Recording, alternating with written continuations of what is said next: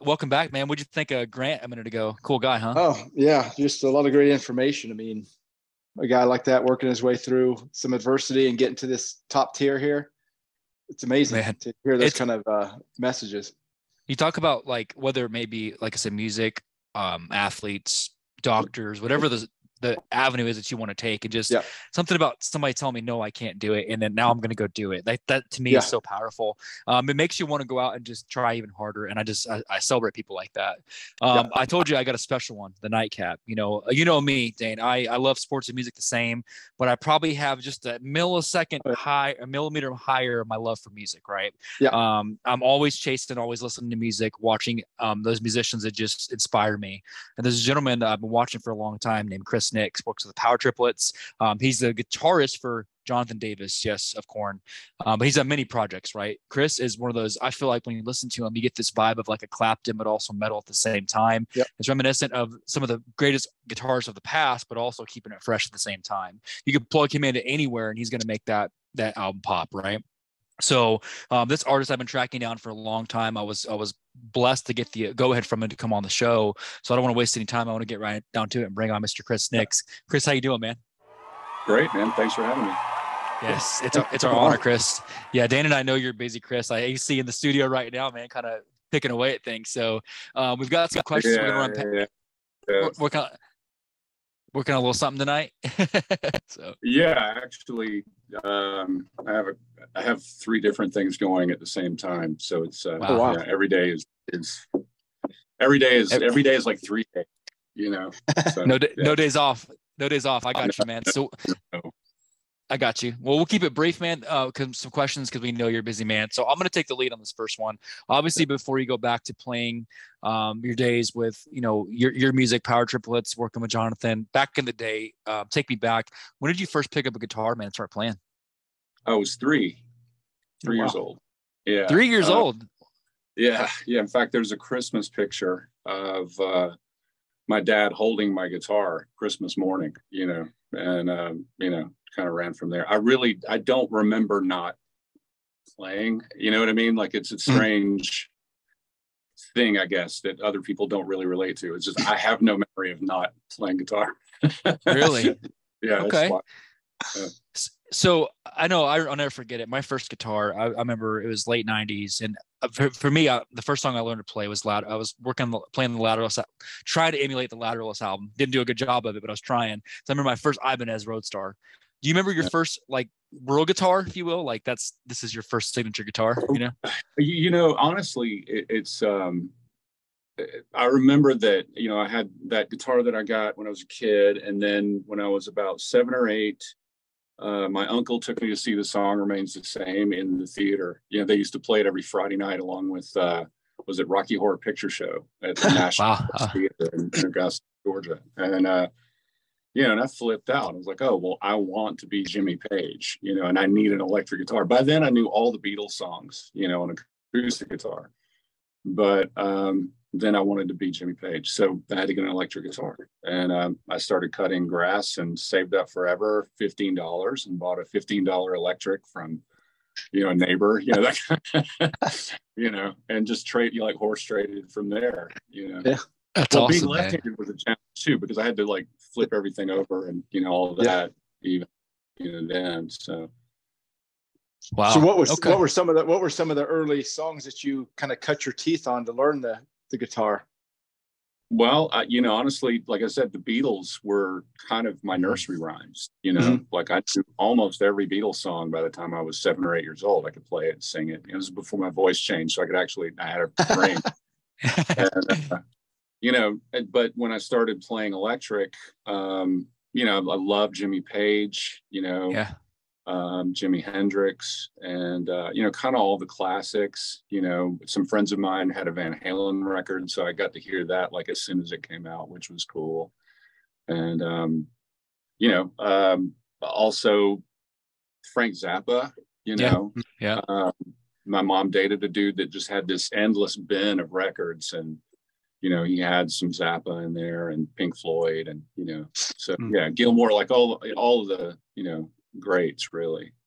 Man, just I'm picturing this. Like I can see it because I'm telling you, man, when I said there's this eclectic thing about you, it goes from metal to Zappa to Beatles. Like I see it, like in the way you play and your presence. Another big thing was hee haw. You Yeah. know, I would stay at my grandmother's on the weekend and she'd watch hee haw every Saturday night. So I could watch the $1 Million Band with like Roy Clark dueling with Chet Atkins and Jerry Reed, you know, which was so, you know, yeah, it was really cool. Just so many meshes of things. That's so cool. Dane, take two. So now as you've gone through your career, you've done shows all over the country and all over the world, I assume. And what are a couple of your favorite gigs that you've played, whether it be large or small, intimate things? Mm-hmm. What are a couple of your favorite gigs that you can stick out in the forefront of your mind? Mm-hmm. There are a lot of them, you know, honestly. I don't really know I can't think of a bad gig. Even the gigs where something technically went wrong, mm-hmm. I'm usually I find the humor and stuff like that, you know, because you know how to, you know, you prepare. You guys have, I'm sure, like technical difficulties. And you know, when you walk on stage, you just hope everything's going to work. Yeah. You know, like we're out here in front of several thousand people. Let's hope that they get their money's worth, you know. Yeah. And, you know, so those are always, those are the ones that tend to stand out, you know. But, you know, when we were on the JD tour, when we played in Europe, that was pretty amazing. Playing, you know, we played with Iron Maiden in Florence, and, you know, my dad is part Italian and said, you know, and none of us have ever been to Italy, you know what I mean? So that was cool to go to Italy and play in front of 100,000 people, you know, with Iron Maiden, you know. Wow. Yeah, that was pretty cool. You know, like a lot of those shows over there were gigantic. I don't know, played some, you know, fun gigs with the Power Triplets where we played, you know, I remember we played in a sports bar, you know, and our stuff is, you know, if you've heard it, like it's all over, you know, it's instrumental madness, you know? And, but those two guys are so great that, you know, anyone in the room is immediately, so we're playing in a sports bar with a bunch of people, you know, the 9 to 5 crowd, not a bunch of musos, you know, and they still loved it. You know, it was like we were expecting we were going to have like cabbage thrown at us or whatever, you know, but no. I think it's so, and I know I love Power Triplets. Like I said, man, when I reached out to you, it's because I love the stuff you do. And I had a guy, Mikey, by the way, he says hi. Mikey from Islander says hi. He says he knows you and JD and the Click and all that. You know, there's kind of a punk thing. He says that there was a show they did for 5 people one time. And again, you got like you just said, 100,000 people. Mm-hmm. He said they had 5 people or maybe it was 20 people show up and they all came on stage with them. And it's like, it doesn't matter if it's 5 or 100,000 people are listening to you, you know what I mean? So yeah, exactly. You know, it's funny because, you know, someone asked me about, you know, because I've been on stages like that before and, you know, where there's that many people, stadiums and stuff. And, you know, I had a friend not long ago ask who doesn't do, you know, this, you know, and not in show business at all. And he was like, so, you know, that's got to be just the most amazing, exhilarating thing to walk out on stage. And like, the truth is, all I'm thinking about is, I hope that the tech has my pedal board plugged in and that my guitar is in tune, you know, because like I'm about to, you know, crap the bed in front of 100,000 people otherwise. You know? Wow. So, you don't really have time. You do once you get going, you know, once you start and everything works, then it's like, okay, cool. And you've been playing the music. So you know, you're not worried about that. Yeah. You know, you're having fun and it's really cool. That's awesome, man. That said, I've played gigs, you know, the truth is the only time I've ever been nervous in my life playing at all in public is when my dad comes to a show and he's not a musician. You know, I mean, I think I've gotten over it in the last 10 years or so, but, you know, as a teenager and up through growing up and everything, anytime he showed up, I was a nervous wreck, you know. That's awesome, man. I mean, I get it. Yeah. I had a trio opening for Eric Johnson, who was watching the show and not worried about that at all. My dad was there. I was, you know what I mean? So yeah, of course. It makes sense though, because like that's the people that, you know, your dad helped you believed in you. We just talked to a baseball player from the Cardinals before you, and he's like, Dad was my biggest fan. So I get it, right? You know, of all the fans out there, it could be 101,000 that one mom and dad or like the family, right? I get that, man. So that may actually take my thunder for the third question. I may already know this, but obviously, you know, the Jimmy Page, right? And the influences you've said, Beatles, on and on.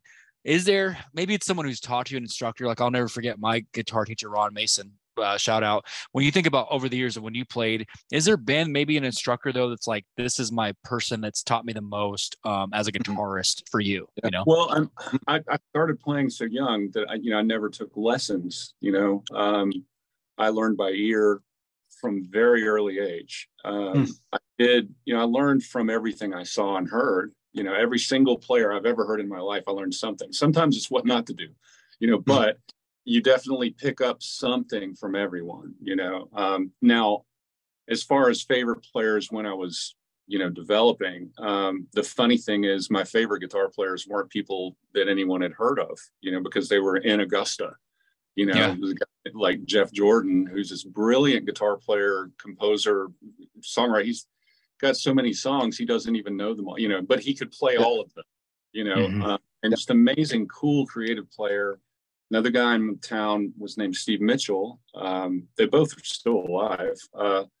And he's another lefty.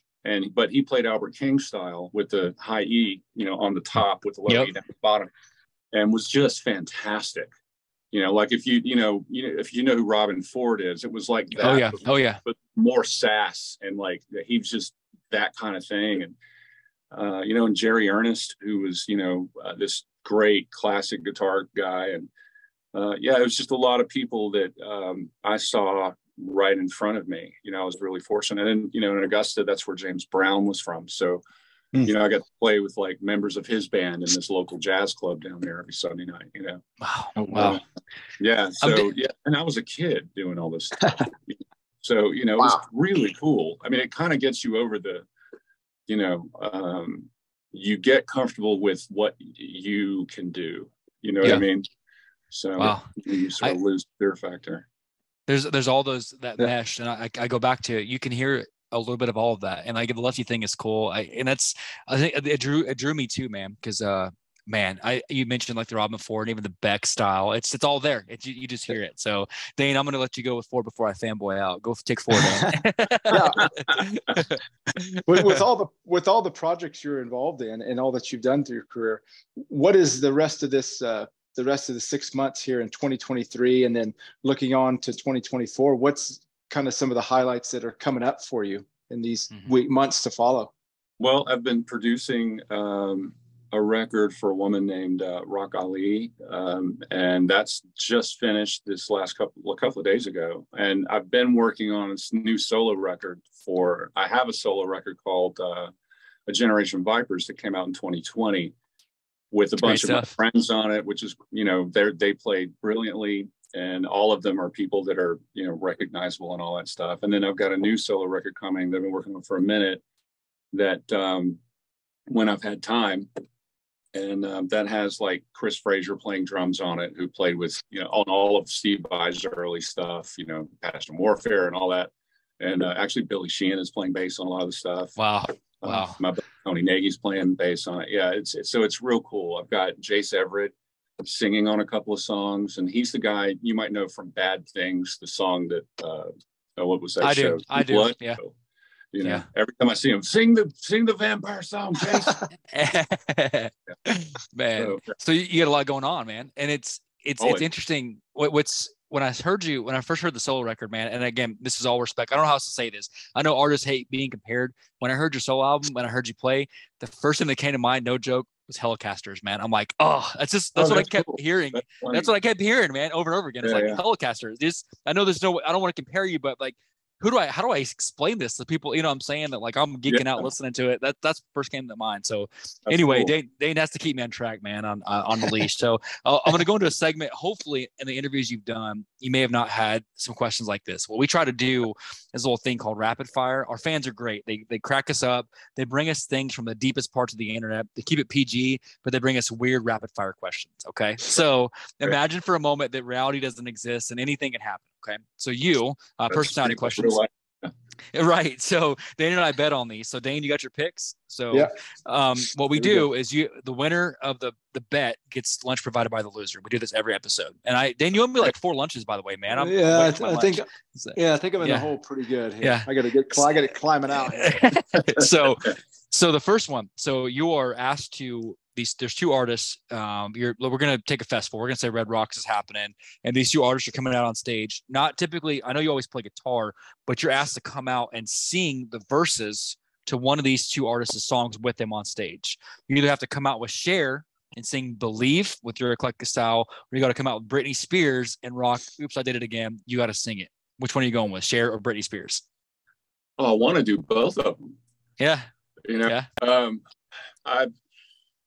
I would probably go with Oops, I Did It Again, as long as I could do the dance moves.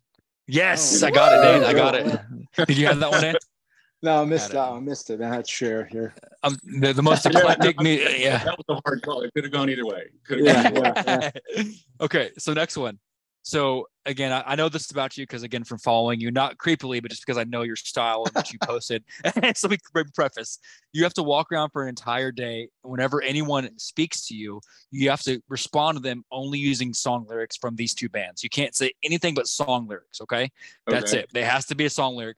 Are you going with song lyrics from the Beatles, obviously, or are you going to go with song lyrics from Bob Dylan? You have to answer everything back in song lyrics. Which one are you going with? Oh, definitely the Beatles. You know, got it. I think, that one. The Beatles are sort of like, you know, the Quran or the Bible or something. You know, or yeah. There's always something. They have a line for everything. You know. Got you. Yeah. So I'd be like, hey, Jonathan, we're going for lunch. Let it be. Like I can just see it. You got to answer. So I love it. So next one. Interestingly enough, you're asked to do to fill in again a lot of the singing elements for you. Knowing that that you do some singing, but more of your guitar stuff. You're asked to fill in as a frontman for a night for one of these two bands, eclectically. So either 1A, legendary metal band Pantera, we'll give it that, or you're asked to fill in for a night as the lead singer of ABBA. Are we going with Pantera or ABBA for a night? Yeah, this is going to sound wrong, but ABBA. I think I knew it. That would I be knew it. Interesting. You know, I've never done that. You know, I'm 2 for 3. 2 for 3. I got it. Dan, what about you? I got that's my first one I got right. Got to go with ABBA. I did. Yep. So okay, next one. So again, anything's possible, right? And if you multiverse type of thing, time doesn't exist, past, present, all of that. So you get a chance to. This is a once in a lifetime thing. You're going to play 2 gigs. One, maybe not once in a lifetime, but just this is happening. One, you're going to play halftime show at the Super Bowl.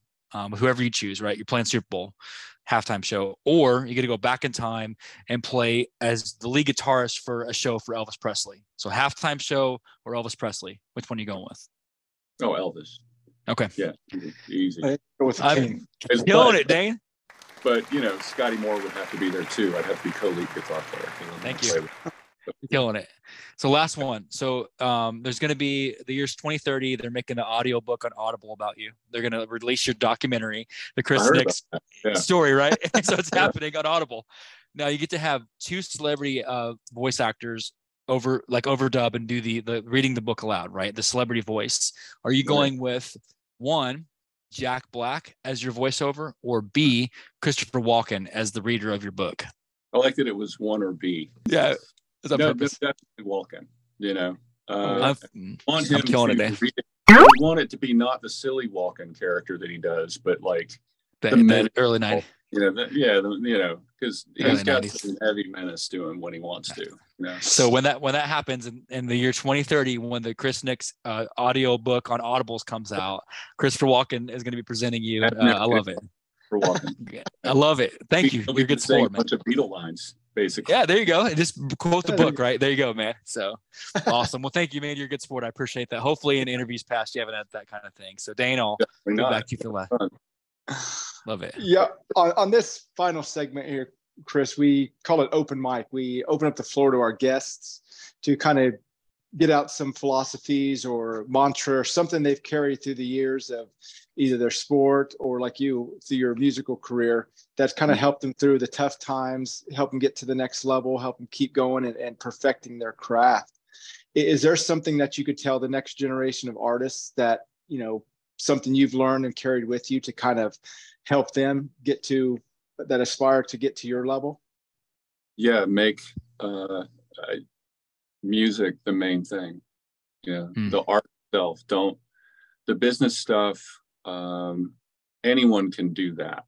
Literally anyone can do business. You have to focus on it and learn what you can about it. But that's going to let you down at different times. It's going to make feel good at other times, but music is never going to not be there.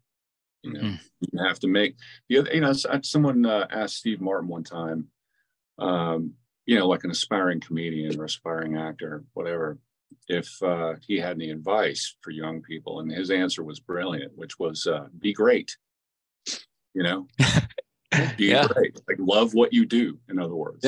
And that's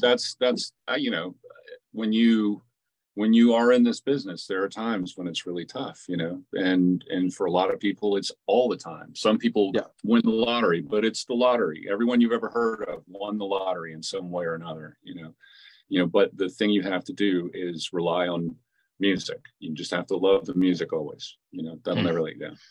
Wow. I've like I said, Chris, and I told Dane when I was prepping for this week, you're known among, it's one thing that the fans know you, which they do. You have a great following, but it's also to be known among musicians. Like that to me is another level of, like, when I go to concerts and I watch people play, right? That's what I go for. I watch them play. You're known as a musician. So just breaking down, keeping the love for music, and then it'll follow. If you love what you do, the business side will come. People will pick you up, and genuine. No, that's right. That's right.